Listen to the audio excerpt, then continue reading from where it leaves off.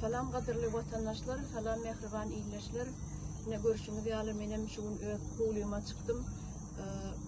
Şu siyasi tutsavdaki benneleri kollamak için, şoların yakin hosarlarını, ene atalarını kollamak için ne şun men şu talapnama bilen çıkışı diyen sizin her birinizi, her bir Türkmenistan'ın rayetleri olan her bir illeşlemede çağırayan köçe çıkmalar olsa, dışarı çıkmalar olsa, kulüğünüzde olsa da şular yal talapnamalar bilen çıkışıdın, gayret edin sebebi ol tutsavdaki oturan adamların, bennelerin hosarları, ene ataları onlardan hiç ili hat haber alıp bilen oklar, onların diyirdiğinden bilen oklar, ölüdüğünden bilen oklar, eyyam neçe yıllardır 10 yıldan 15 yıl 20 yıl var oturan adamlar var.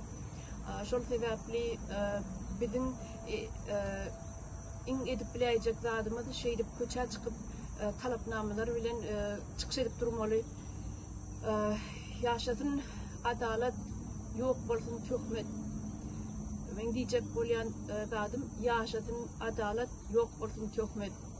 Bizim Türkmenistan'ımızda hiç adaletin yoktuğunu her birimiz biliyor. Şol sebeple yaşasın adalet yok bolsun töhmet demek isteyen. Hoş sağ olun.